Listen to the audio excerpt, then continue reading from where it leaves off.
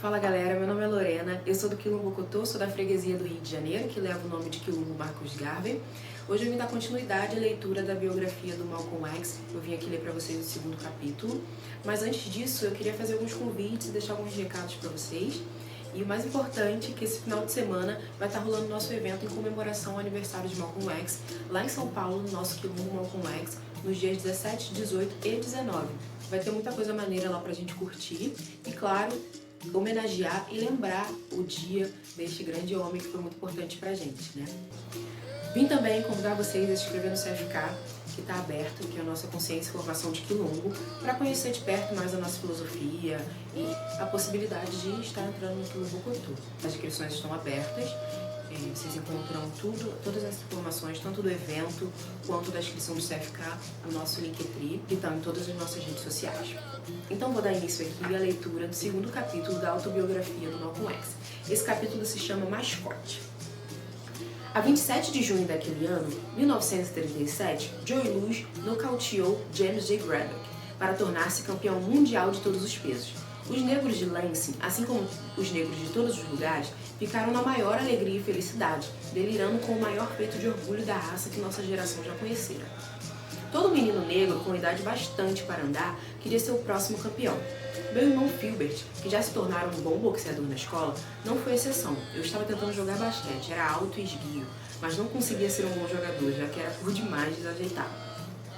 No outono daquele ano, Filbert começou a participar de combates amadores que eram disputados no auditório Pruden, em Lansing. Ele estava indo muito bem, sobrevivendo a eliminatórias cada vez mais difíceis. Eu costumava ir ao ginásio vê-lo treinar. Era excitante. Talvez, sem perceber, comecei a sentir uma inveja secreta. Um dos motivos era o fato de não poder admitir que fosse desviada para Filbert a admiração perpétua por mim do meu irmão menor, Reginaldo. Todos elogiavam Filbert como lutador de boxe natural. Imaginei que também poderia me tornar um, já que pertencíamos à mesma família. Assim tratei de providenciar a minha entrada no ringue. Acho que tinha 13 anos quando me inscrevi para a primeira luta, mas minha altura e corpulência permitiram-me alegar que tinha 16 anos, a idade mínima, e meu peso, em torno de 58 quilos, valeu minha classificação como peso gado. Puseram-me para lutar com um garoto branco, principiante como eu, chamado Bill Patterson. Jamais o esquecerei. Quando chegou o momento da luta, todos os meus irmãos estavam presentes, assim como a maioria das pessoas que eu conhecia na cidade. Estavam ali não tanto por minha causa, mas sim por Filbert, que já adquiriu uma boa reputação entre seus fãs. Queriam ver como o irmão dele se saía. Desci pelo corredor, entre o público, subi para o ringue. Bill Patterson e eu fomos apresentados. Depois o juiz nos chamou e disse aquelas mesmas coisas de sempre, sobre luta limpa e separar quando ele mandasse. A campainha soou e saímos dos nossos cantos. Eu sabia que estava apavorado, mas não tinha a menor ideia, como o próprio Bill Patterson contou-me mais tarde, que ele também estava apavorado. Ele estava com tanto medo que eu pudesse machucá-lo que me derrubou uma porção de vezes só para impedi-lo. Os danos à minha reputação na comunidade foram tão grandes que praticamente tive que me esconder. Um negro não pode ser derrotado por um branco e voltar para sua comunidade de cabeça erguida, especialmente naquele tempo, quando os esportes e o show business, em grau menor, eram os únicos campos abertos à evolução dos negros, e o ringue era o único lugar em que o negro podia bater num branco sem ser linchado. Quando voltei a circular, os negros da vizinhança me trataram tão mal que cheguei à conclusão de que precisava tomar alguma providência. Mas a pior das minhas humilhações foi a atitude do meu irmão menor, Gilbert. Ele simplesmente nunca mencionou a luta, mas era terrível o jeito com que me olhava, e evitava me olhar. Assim decidi voltar ao ginásio e passei a treinar muito, esforçando-me ao máximo. Socava os sacos de areia, pulava a corda, grunhia e suava sem parar. E finalmente me inscrevi para lutar novamente com Bill Patterson. Desta vez, a luta foi realizada na cidade dele, Alma, Michigan. A única coisa na nova luta foi o fato de quase nenhum conhecido estar presente para presenciá-la. Senti-me particularmente grato pela ausência de Reginaldo. No momento em que o gongo soou, avistei um pombo avançando em minha direção, em seguida a lona subiu ao meu encontro. 10 segundos depois, o juiz estava gritando 10 por cima de mim. Foi provavelmente a luta mais curta da história. Fiquei estendido ali, escutando a contagem, mas não conseguia me mexer. Para ser franco, não tenho muita certeza se queria me mexer. Aquele garoto branco foi o princípio e o fim da minha carreira como lutador. Muitas vezes, nos anos que se passaram, desde que me tornei um muçulmano, tenho pensado naquela luta, refletindo que foi Allah que me impediu de continuar como boxeador e ter acabado sonado. Não muito depois dessa luta, entrei um dia na sala de aula com o chapéu na cabeça. Estava agindo assim deliberadamente. O professor, que era branco, ordenou-me que continuasse de chapéu e ficasse andando ao redor da sala, até que mandasse parar. Dessa forma, disse ele, todo mundo poderá vê-lo. Enquanto isso, vamos continuar com a aula para aqueles que aqui estão a fim de aprender alguma coisa. Eu ainda estava andando quando ele levantou e se virou para o quadro negro a fim de escrever alguma coisa. Todos na sala estavam olhando quando passei nesse momento por trás da escrivaninha dele. Peguei uma taxinha e coloquei em sua cadeira. Quando ele se virou para sentar novamente, eu já estava longe da cena do crime, circulando pelo fundo da sala. Ao sentar na taxinha, ele soltou um berro de dor e se levantou num pulo. Saiu correndo pela porta. Com os meus antecedentes, não fiquei muito surpresa ao ser informado que fora expulso da escola.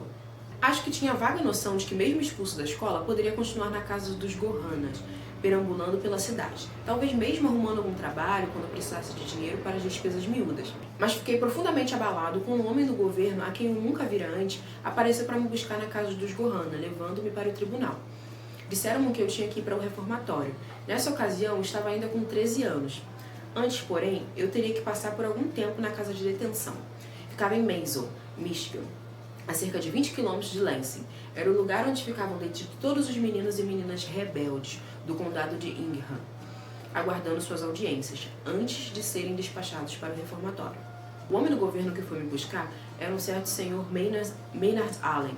Mostrou-se muito mais simpático e delicado que a maioria dos agentes sociais que eu havia conhecido até então. Teve até algumas palavras de consolo para os Gohanas, a senhora Adcock e Big Boy, que estavam chorando. Eu era o único que não estava chorando. Com as poucas roupas que possuía dentro de uma caixa, fui para Mason no carro dele. Durante a viagem, ele me disse que as minhas notas na escola indicavam que, se tomasse jeito, ainda poderia ser alguém na vida.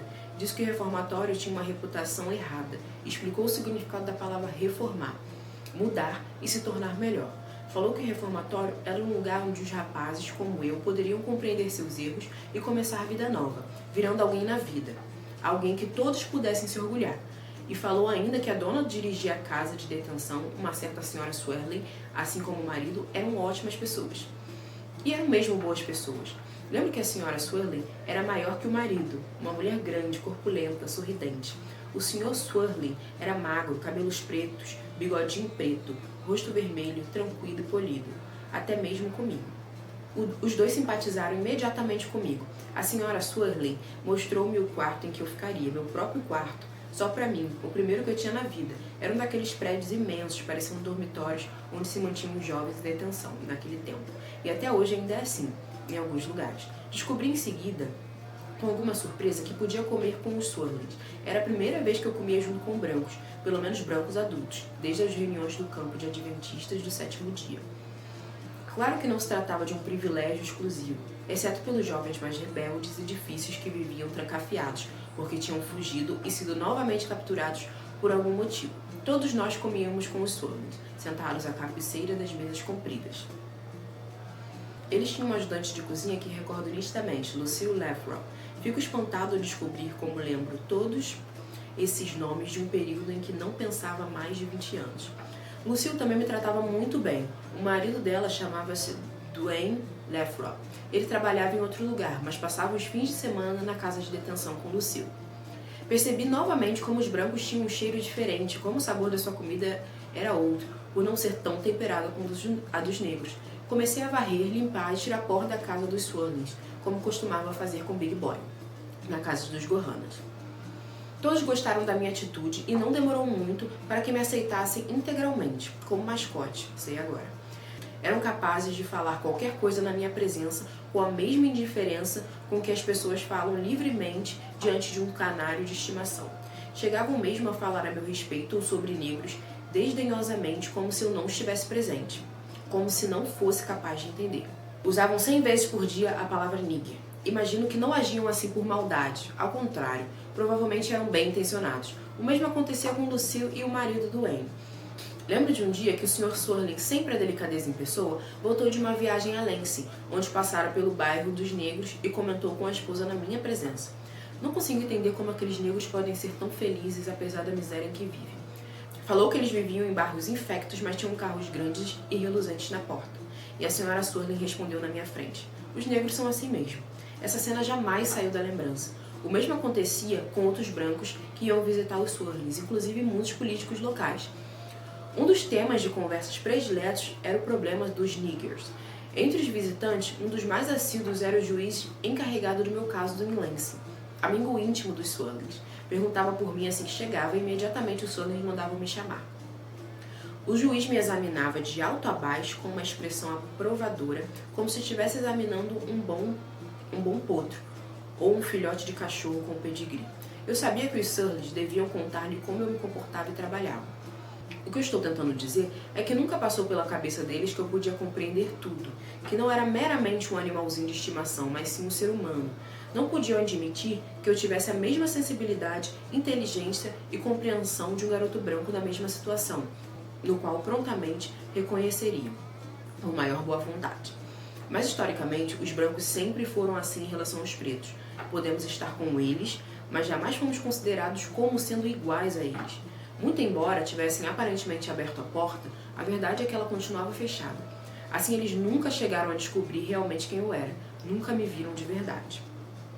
É o tipo de condescendência generosa que eu procuro esclarecer hoje para os negros sequiosos pela integração, em relação a seus amigos brancos liberais, esses supostos bons brancos. A maioria é assim, não importa quão amigo generoso um branco possa lhe parecer. O que não pode esquecer é que quase nunca ele realmente o considera como igual. Raramente o vê como outras pessoas da sua cor. Pode ficar ao seu lado nas questões pequenas, mas jamais estará nas fundamentais. No momento da decisão, você vai descobrir que tão enraizada quanto a estrutura óssea está a sua convicção, às vezes subconsciente, de que é melhor do que qualquer negro. Mas eu tinha apenas uma vaga consciência desses problemas nos anos que passei na casa de detenção. Cumpria as minhas pequenas tarefas domésticas na casa e estava tudo bem. Não se importava que todo fim de semana eu fosse para Lansing. Se ainda não tinha idade suficiente, pelo menos já era grande o bastante nessa ocasião para que ninguém questionasse a minha presença nas ruas dos bairros negros mesmo à noite. Eu crescia cada vez mais, para me tornar ainda maior que Wilfred e Filbert, que já estavam começando a se encontrar com garotas nos bailes da escola e outros lugares. Eles me apresentaram algumas, mas acontece que eu não ia com a cara daqueles que simpatizavam comigo, e vice-versa. Além do mais, não me interessava em dançar e não admitia a ideia de desperdiçar o pouco dinheiro que dispunha com garotas. Assim preferia passar a noite de sábado a rondar os bares e restaurantes negros. As vitrolas automáticas estavam sempre tocando Tuxedo Junction, de Ernestine Hawkins, Flatfoot Flug, de Slim Slam, coisas assim. Algumas vezes, grandes bandas de Nova York, em excursão, se apresentavam em grandes bailes em Lansing. Todo mundo que tinha pernas ia ouvir qualquer artista que se apresentasse com o nome mágico de Nova York. Foi assim que eu vi pela primeira vez de Luke Thompson e Milt Jackson, os quais iria mais tarde conhecer muito bem no Harlem.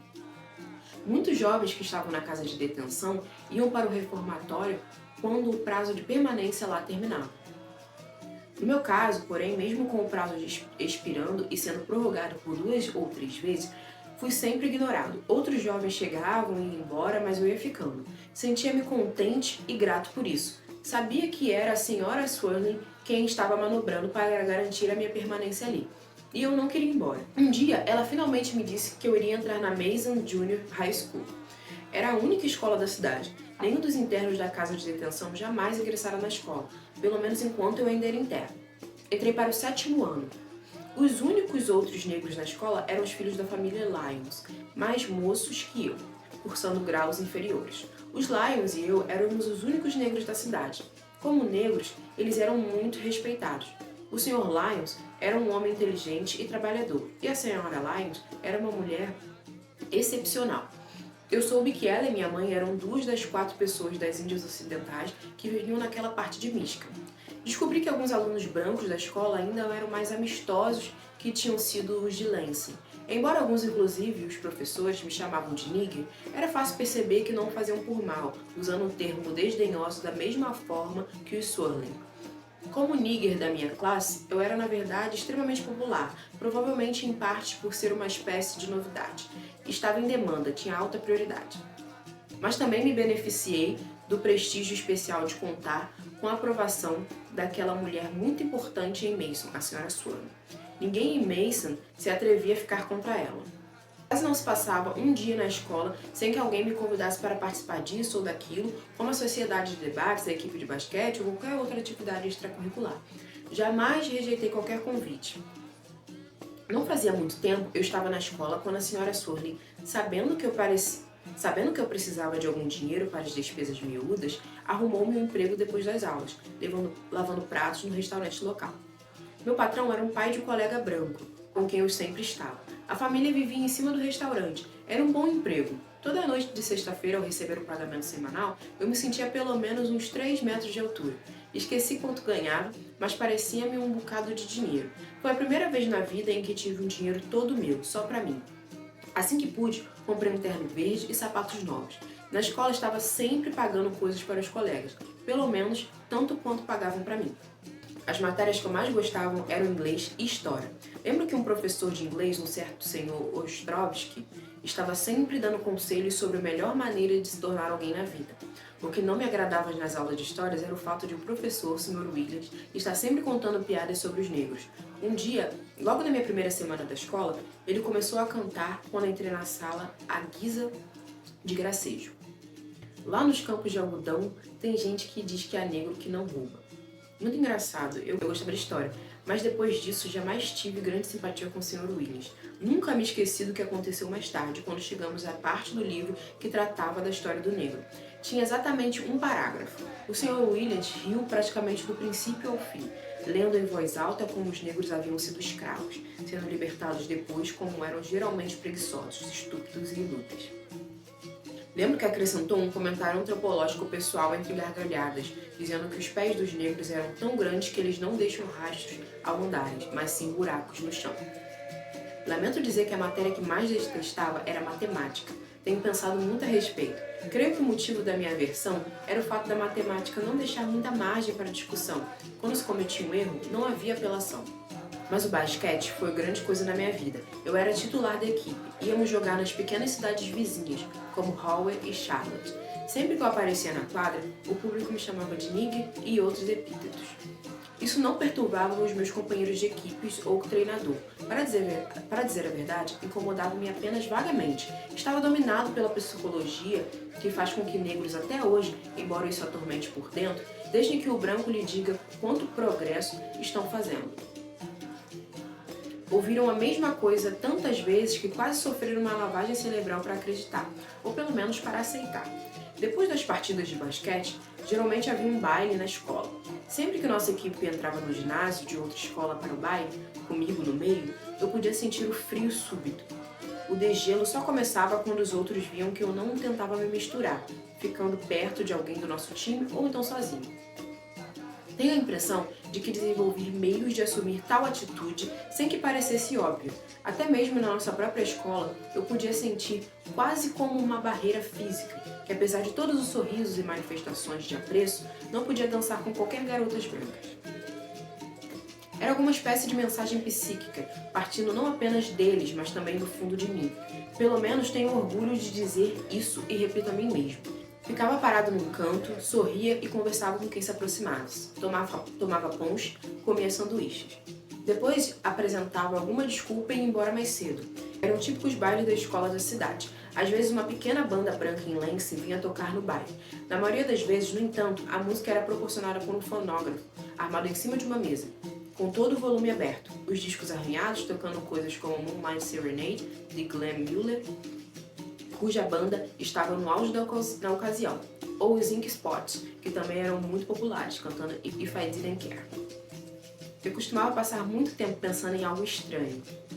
Muitos daqueles rapazes brancos em Mason, como já tinham acontecido com outras escolas em Lansing, especialmente os que me conheciam melhor e os quais mais fazia companhia de vez em quando, chamavam-me para um canto e pressionavam-me a cantar algumas garotas brancas, às vezes suas próprias irmãs. Diziam que já tinham andado com as garotas, até com as próprias irmãs, ou então estavam tentando, mas não conseguiam.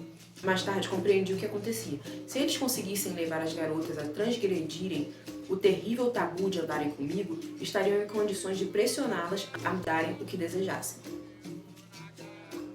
Parecia que os rapazes brancos pensavam que eu, sendo negro, naturalmente sabia mais a respeito do romance ou sexo. que instintivamente saberia melhor o que fazer e dizer às suas próprias garotas. Jamais contei a ninguém que me sentia atraído por algumas garotas brancas e sabia que o sentimento era recíproco. Elas assim me indicavam por diversas maneiras. Mas sempre que nos encontrávamos numa conversa particular ou numa situação potencialmente íntima, parecia se erguer uma muralha entre nós. As garotas que realmente me interessavam eram algumas negras de Lansing ou que Wilfred e Filbert haviam me apresentado. Com elas, no entanto, por algum motivo, faltava-me coragem. Pelo que vi e ouvi nas noites de sábado em que ficava circulando pelo bairro negro de Lansing, eu sabia que havia miscigenação na cidade, mas estranhamente isso não causou qualquer efeito em mim. Acho que todos os negros de Lansing sabiam como homens brancos apareciam de carro em determinadas ruas do bairro negro e apanhavam as meretrizes que estavam fazendo o trotuar. Mas não ficava nisso. Havia uma ponte que separava os bairros negros e polonês, pela qual passavam mulheres brancas para se encontrarem com homens negros que estavam à sua espera em determinados lugares. As mulheres brancas de Lansing, já naquele tempo, eram famosas por apreciarem os negros. Eu ainda não sabia que muitos brancos atribuíam aos negros a capacidade para proezas sexuais prodígias.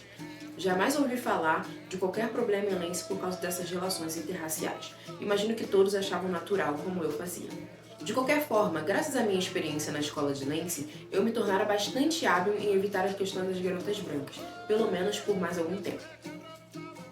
No segundo semestre do 7º grau, fui eleito presidente da turma, o que me surpreendeu muito, mais que os outros. Mas posso compreender agora porque a turma me escolheu. Minhas notas estavam entre as mais altas. Eu era o único da turma, como um poodle rosa, e me senti orgulhoso. Eis algo que não posso negar. Naquela ocasião, não tinha realmente o sentimento de ser um negro, porque estava me esforçando arduamente por todos os meios possíveis em ser branco. É por isso que passo tanto tempo atualmente ao dizer ao negro americano que está perdendo tanto tempo em seu esforço de integração. Sei disso por experiência pessoal. Bem que tentei, mas nada adiantou. Malcolm, estamos muito orgulhosos de você, exclamou a senhorita Swirling ao saber da minha eleição. O mesmo aconteceu no restaurante onde trabalhava. Até mesmo o homem do governo, Maynard Allen, que ainda aparecia para me ver de vez em quando, não pôde conter algumas palavras de elogio. Disse que jamais viria alguém provar melhor do que eu o que significava exatamente reformar. Eu gostava dele, só me irritando com uma coisa, o fato de insinuar às vezes que minha mãe nos deixara ao desamparo. Frequentemente eu ia visitar os Lyons, que se mostravam imensamente felizes como se estivessem recebendo um dos seus próprios filhos. Encontrava a mesma recepção afetuosa quando ia a Lansing e visitava meus irmãos e os Gorhanos. Lembro de uma coisa que me amargurou nessa ocasião, o filme Gone with the Wind, e o vento levou. Ao ser exibido em Mason, eu era o único negro no cinema. Senti vontade de me esconder debaixo do tapete quando Butterfly McQueen apareceu em uma cena famosa. Eu ia para Lansing quase todos os sábados. Estava agora com 14 anos. Wilfred e Hilda ainda moravam sozinhos na velha casa da família. Hilda mantinha a casa sempre limpa e arrumada. Era mais fácil que no tempo da minha mãe, que tinha que cuidar também de 8 filhos correndo de um lado para o outro. Wilfred trabalhava onde quer que pudesse e ainda lia todos os livros que lhe cabiam nas mãos. Filbert estava adquirindo a reputação como um dos melhores lutadores de boxe amadores daquela parte do estado. Reginald e eu, depois do meu fracasso estrondoso como lutador, voltáramos a manter o mesmo relacionamento anterior. Eu me sentia muito feliz quando ia visitá-lo e a Wesley, na casa da senhora Williams. Sempre dava alguns dólares aos dois, a fim de que tivessem algum dinheiro no bolso para qualquer eventualidade. A pequena Yvonne e Robert também estavam indo muito bem na casa da senhora Maguire, que também viera das Índias Ocidentais, como minha mãe. Eu dava $0,25 a cada um. Sentia-me feliz por constatar que estavam indo bem. Nenhum de nós falava muito a respeito da nossa mãe, e jamais mencionávamos nosso pai. Acho que nenhum sabia o que dizer, e creio que também não queríamos que ninguém mencionasse nossa mãe. De tempos em tempos, no entanto, íamos todos visitá-la em Kalamazoo.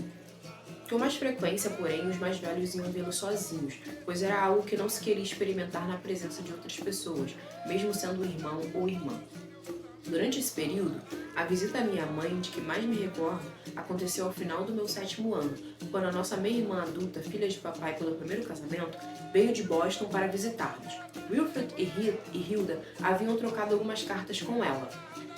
Eu também escrevera para ela, de Mason, por sugestão de Hilda. Ficamos todos excitados e felizes quando recebemos uma carta sua, comunicando que viria a Lansing para nos visitar.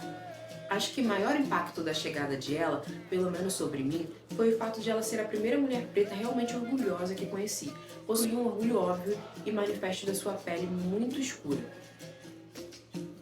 Tal atitude era incomum entre os negros daquela época, especialmente em Lansing. Eu não sabia direito qual o dia da sua chegada. Uma tarde, ao voltar da escola, encontrei-a em casa à minha espera. Ela me abraçou, deu um passo para trás e contemplou-me do alto a baixo. Era uma mulher impressiva, talvez mais que a senhora Sutherland. Não era simplesmente preta, mas igual ao nosso pai, preta retinta. A maneira como sentava, gesticulava, falava, tudo que fazia, enfim, mostrava que ali estava alguém que fazia e conseguia exatamente o que queria. Era a mulher que, conforme meu pai tantas vezes se gabara, trouxera muitos membros da família da Geórgia para Boston. Ela possuía alguns bens e pertencia à sociedade, para usar o termo de meu pai. Viera para o norte sem nada, trabalhara, economizara, investira e começara a mandar dinheiro para a Geórgia, para que meu irmão, irmã, sobrinho e sobrinha viessem também para Boston.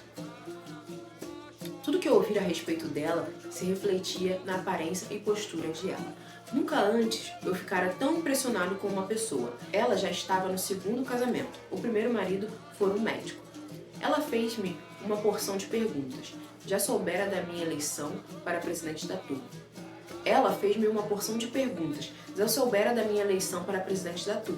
Por intermédio de Wilfred e Hilda. Interrogou-me especialmente a respeito de notas e fui buscar os boletins para mostrar. Naquela ocasião, eu era um dos 3 melhores alunos da turma. Ela elogiou-me. Indaguei a respeito do seu irmão, Earl, e de sua irmã Mary. As notícias a respeito de ambos eram sensacionais. Earl era cantor com uma banda de Boston. Apresentava-se com o nome de Jimmy Carleton. Mary também estava indo bem. Ela falou-me ainda de outros membros daquele ramo da família, muitos dos quais eu já conhecia de nome. Ajudaram a trazer vários da Geórgia. Eles, por sua vez, haviam ajudado outros. Nós, os Littles, temos que permanecer unidos, comentou ela. Fiquei emocionada ao ouvi-la dizer isso, ainda mais pela maneira como falou. Eu me tornara um mascote, nosso ramo da família estava dividido. Quase esquecera que era um Little, em qualquer sentido da família. Ela informou que diversos membros da família tinham bons empregos e alguns haviam estabelecido seus próprios negócios, embora em pequena escala. Quase todos eram donos das casas em que viviam. Quando ela sugeriu que todos nós, os Littles de Lansing, a acompanhássemos numa visita à nossa mãe, senti-me profundamente grato. Todos sentíamos que se havia alguém que podia ajudar nossa mãe a se recuperar, essa pessoa era ela. Todos juntos, pela primeira vez, fomos com ela para Kalamazoo. Nossa mãe estava sorrindo quando a trouxeram. Ficou extremamente surpresa ao ver ela. O contraste entre as duas era extraordinário. A mulher esguia e quase branca, a preta grande, ambas se abraçando. Não me lembro muita coisa sobre o resto da visita, a não ser que se falou um bocado, com ela sempre no comando da situação. Fomos embora nos sentindo muito melhor do que em qualquer outra ocasião com relação às circunstâncias. Pela primeira vez, eu tinha a sensação de que acabara de visitar alguém que sofria de uma espécie de doença física que simplesmente perdurava mais do que o habitual. Alguns dias depois, tendo visitado as casas em que todos nós estávamos, ela voltou para Boston. Antes de partir, recomendou-me que lhe escrevesse regularmente e sugeriu que talvez eu pudesse visitá-la em Boston, nas férias de verão. Eu sabia que não iria perder aquela oportunidade. No verão de 1940, peguei o ônibus de Greyhound em Lansing e seguia para Boston, com minha valise de papelão, usando o terno verde que comprara. Não poderia chamar mais atenção se alguém pendurasse um cartaz no meu pescoço com a palavra matuto. Naquele tempo, não havia autoestrada e o ônibus dava a impressão de que parava em qualquer esquina ou beira de trilha no mato. No meu banco, nos fundos do ônibus, como não podia deixar de ser, eu contemplava espantado a América do homem branco desfilar pela janela, pelo que me pareceu um mês inteiro de viagem, mas não deve ter sido mais do que um dia e meio. Quando o ônibus finalmente chegou, ela estava à minha espera na estação rodoviária e levou-me para sua casa. Ficava em Walbeck Street, em Sugar Hill, um trecho de Roxbury que é o Harlem de Boston. Conheci o segundo marido de ela, Frank, que era o soldado na ocasião. Conheci também Earl, o cantor que se apresentava como Jimmy Carleton, e Mary, que era muito diferente da irmã mais velha. É curioso como eu pensava Mary como uma irmã de ela, ao invés de vê-la como meia-irmã. Provavelmente era porque ela e eu sempre fomos mais chegados, fomos tipos básicos, somos pessoas dominante, enquanto Mary sempre foi suave, quieta, quase tímida. Ela estava ativamente empenhada em dezenas de coisas. Pertencia a não sei quantos clubes diferentes, era uma figura de destaque na chamada Sociedade Preta local. Conheci uma centena de pretos de Boston, cuja conversa e atitudes da cidade grande me deixaram aturdido. Não conseguiria simular de indiferença, mesmo que tentasse. As pessoas falavam com a maior tranquilidade sobre Chicago, Detroit, Nova York, e eu não sabia que haviam tantos negros no mundo, ao vê-los desfilando pelo centro de Hawkesbury à noite, especialmente aos sábados. Os cartazes em neon, os nightclubs, os salões de sinuca, bares, carros que dirigiam. Os restaurantes exalavam seus odores pelas ruas, os odores fortes, bem temperados de uma boa comida negra. As vitrolas estrondavam com os últimos sucessos de Erskine Hawkins, Duke Ellington, Cootie Williams e dezenas de outros. Se alguém me dissesse naquela ocasião que um dia eu ia conhecê-los todos pessoalmente, confesso que dificilmente acreditaria. As maiores bandas se apresentavam no Roseland State Ballroom, na Massachusetts Avenue, em Boston, uma noite para os negros, na noite seguinte para os brancos. Pela primeira vez, vi ocasionais casais preto-branco desfilando de braços dados. Aos domingos, quando ela, Mary ou alguém mais me levava à igreja, pude conhecer igrejas de preto como nunca antes vira, incomparavelmente melhores que as igrejas de brancos que eu frequentara em Mason Mística. Os brancos simplesmente ficavam sentados e rezavam suas palavras, mas os negros de Boston, como todos os outros negros que vira na igreja, lançavam suas palavras e seus corpos inteiramente nas preces. Por 2 ou 3 vezes escrevi cartas para Wilfred e Lansing, destinadas também a todos os outros. Disse nas cartas que tentaria descrever tudo o que vira quando voltasse.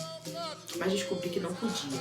Minha inquietação e insatisfação com Mason, e pela primeira vez na minha vida uma inquietação e insatisfação por ver no meio dos brancos, começaram assim que voltei para casa e pus-me a cursar o 8º ano da escola. Continuei a pensar constantemente em Boston e em tudo o que ali vira, como me sentira na cidade grande. Sei agora que experimentava pela primeira vez a sensação de ser uma parte real de uma massa da minha própria espécie.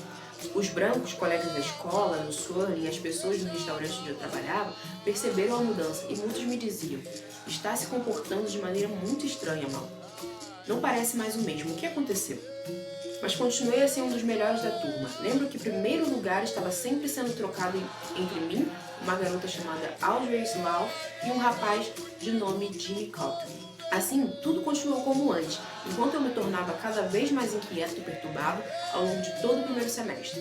Um dia, quando os alunos aprovados estavam prestes a passar para o 8º A, apareceu algo que iria ser o primeiro grande momento decisivo da minha vida. Por algum motivo, não me lembro qual, fiquei sozinho na sala de aula com o Sr. Ostrovsky, o professor de inglês. Era um homem branco alto, um tanto avermelhado, com um bigode imenso. Fora ele quem me dera alguma das minhas melhores notas e sempre dera a entender que gostava de mim. Era uma espécie de conselheiro nato sobre o que um aluno deveria ler, fazer ou pensar, a respeito de qualquer coisa. Costumávamos fazer gracejos cruéis a seu respeito, porque estava assinando em Mason em vez de estar trabalhando em algum outro lugar, onde pudesse obter para si próprio um pouco de sucesso na vida, que vivia dizendo que deveríamos procurar. Tenho certeza que as intenções eram provavelmente as melhores possíveis nos conselhos que me deu aquele dia. Duvido muito que tensionasse me causar algum mal, era simplesmente algo que lhe era inerente como um homem branco americano. Eu era um dos melhores alunos da turma, um dos melhores alunos da escola, mas tudo que ele podia imaginar para mim era um futuro em seu lugar, como quase todos os brancos imaginam para os pretos. Malcolm, disse-me ele, deve estar pensando na carreira que pretende seguir. Tem alguma ideia a respeito? A verdade é que eu nunca tinha pensado no problema, jamais pude compreender. Assim, porque ele disse: já sim, senhor, estive pensando que gostaria de ser advogado. Naquele tempo, Lance não tinha advogados negros, nem médicos, que pudessem me inspirar tal aspiração. Tudo que eu realmente sabia era que um advogado não lavava pratos, a atividade no momento. O Sr. Ostrovsky ficou surpreso. Recostou-se na cadeira e cruzou as mãos atrás da cabeça, exibiu um sorriso incipiente e disse: Malcolm, uma das primeiras necessidades da vida para cada um é ser realista. Por isso peço que não me leve a mal. Sabe perfeitamente que todos aqui gostamos de você, mas tem que ser realista, encarar de frente o problema de ser um nigger. Ser advogado, isso não é um objetivo realista para um negro. Deve pensar em algo que possa realmente ser. É muito hábil com as mãos, sabe fazer as coisas. Todo mundo admira os seus trabalhos de carpintaria. Por que não planeja tornar-se um carpinteiro? Todo mundo gosta de você e tenho certeza que teria muitas encomendas. Mais tarde, quanto mais eu pensava no que ele dissera, mais inquieto eu me tornava. Era algo que eu não me saía de pensamento. O que realmente me incomodava profundamente eram os conselhos que o Sr. Ostrovsky dava aos outros alunos da turma, todos brancos. Muitos planejavam virar fazendeiros, mas aqueles que desejavam se arriscar por conta própria, lançando-se às novas atividades, ele sempre estimulava. Alguns queriam se tornar professores, especialmente as garotas. Uns poucos queriam enveredar por outras profissões, como um rapaz que desejava ser veterinário e uma que queria ser enfermeira. Todos comentaram que o Sr. Ostrovsky os estimulara a adotarem a profissão que estavam desejando. Contudo, nenhum deles jamais tivera notas tão boas quanto eu. Era espantoso que eu jamais tivesse pensado daquela maneira antes, mas acabei chegando à conclusão de que era mais inteligente que a maioria dos garotos brancos da turma. Mas aparentemente, eu ainda não era inteligente bastante aos olhos deles para me tornar o que quer que eu desejasse. Foi esse momento que eu comecei a mudar por dentro. Afastei-me gradativamente dos brancos, e às aulas respondia o que perguntavam e mais nada. Assistir às aulas do Sr. Ostrovsky tornou-se uma tremenda tensão física. Enquanto antes não dava a menor importância com quem me chamava de nigger, agora parava e olhava fixamente para quem quer que me chamasse assim, e todos ficavam surpresos com a minha reação. Sempre que alguém me chamava de nigger, quase que invariavelmente havia uma pergunta subsequente. Qual é o problema? Ninguém, inclusive os professores, conseguia entender o que estava me acontecendo. Eu sabia que todos estavam comentando o meu comportamento, mas algumas semanas e o mesmo começou a acontecer no restaurante onde eu lavava pratos e na casa dos Swirlings. Não demorou muito para que a senhora Swirling me chamasse um dia à sala de estar da sua casa, onde fui encontrar um homem do governo, Maynard Allen. Pelas expressões de ambos, compreendi que alguma coisa ia acontecer. Ela disse que não podia compreender porque, depois de me sair tão bem na escola e no emprego, vivendo ali e sabendo que todos os Mason gostavam de mim, eu realmente começara a dar a impressão de que não mais me sentia feliz. Acrescentou que não havia mais necessidade de eu continuar na casa de detenção, já que havia sido providenciada a minha ida para a casa da família Lyons, que tanto gostava de mim. A senhora Swirling levantou-se e estendeu a mão em minha direção. Acho que vou fazer a pergunta pela 100ª vez, Mal. Não quer contar qual é o problema? Apertei a mão dela e respondi. Não é nada, senhora Swirling. Subi para pegar minhas coisas. Na volta passei pela porta da sala de estar e percebi que a senhora Swirling estava enxugando os olhos. Senti-me extremamente angustiado. Agradeci-lhe por tudo que fizera por mim e saí, indo me encontrar com o Sr. Allen, à espera na frente da casa. Fomos para a casa dos Lyons. O casal Lyons, assim como seus filhos, também tentou arrancar-me a informação do que estava errado, durante os 2 meses que vivi em sua companhia enquanto terminava o 8º ano. Mas por algum motivo também não pude contar-lhes. Todos os sábados eu ia encontrar-me com meus irmãos em Lansing, e quase todos os dias escrevia para ela em Boston. Sem explicar porquê, disse a ela que gostaria de viver em Boston. Não sei como ela conseguiu, mas o fato é que deu um jeito para que minha custódia oficial fosse transferida para Michigan, para Massachusetts. Na própria semana em que terminei o 8º ano, embarquei novamente no ônibus da Greyhound a caminho de Boston. Tenho pensado muito sobre esse período desde então. Nenhuma mudança física em minha vida foi tão fundamental e teve repercussões tão grandes. Se eu tivesse ficado em Michigan, provavelmente teria casado com uma das moças negras que conhecera e de quem gostara em Lansing. Poderia ter me tornado um dos engraxates do Capitólio Estadual ou um garçom em Lansing Country Club. Poderia ter seguido um dos outros empregos subalternos que naquele tempo faziam de um negro de Lansing um homem bem-sucedido. Poderia até mesmo tornar-me um carpinteiro. Tudo o que fiz desde então, empenhei-me a fundo para fazê-lo com sucesso. Muitas vezes tenho pensado que se o Sr. Ostrovsky tivesse me encorajado a ser advogado, eu provavelmente estaria hoje fazendo parte da comunidade burguesa negra de alguma cidade, tomando meus coquetéis e me imaginando como porta-voz da comunidade e líder das massas negras sofredoras, enquanto minha preocupação básica seria a de amealhar algumas migalhas dos brancos de 2 caras, ao quais eles estão implorando a integração. Alá seja louvado por eu ter ido para Boston naquele momento. Se tal não tivesse acontecido, provavelmente ainda seria até hoje um preto cristão dominado pela lavagem cerebral. Bom, galera, essa foi a leitura do capítulo chamado Mascote, o capítulo 2 da autobiografia do Malcolm X. Espero que vocês tenham curtido, espero que vocês estejam curtindo, espero que vocês curtam ainda o que vão vir. É uma forma diferente de você emergir ali na leitura, né? Às vezes a gente não tem tempo de parar ali pra ler, ou tá no ônibus, gente que não consegue ler no ônibus, você bota ali o seu fonezinho e vai curtindo ali a leitura ao longo do seu trajeto, enquanto lava uma louça, enquanto arruma uma casa, né? Que aí você ganha tempo. Hoje em dia o tempo é algo primordial e que quase ninguém tem, né? Então é uma coisa diferente que a gente está fazendo, até para ajudar quem tem essas dificuldades no dia a dia, para poder aprender sobre a vida dessas pessoas que são tão importantes pra gente como o preto, né? Pessoas que a gente tem que celebrar todos os dias, lembrar todos os dias. Dito isso, lembrar para vocês de se inscreverem lá no formulário para participar do evento, que vai ser nesse final de semana, 17, 18 e 19 de maio, para curtir com a gente. Vai ter muito mais sobre Malcolm, muito mais sobre a história preta. Então a gente espera vocês lá. Entra lá no Linktree, só procura a gente nas redes sociais, Instagram, Twitter, qualquer rede social a gente está lá. Acha lá para se inscrever. E também lembrar de se inscrever no CFK e nos nossos cursos também, que rola toda última semana do mês. Beleza? Fico aguardando vocês. Obrigada por assistir e até a próxima.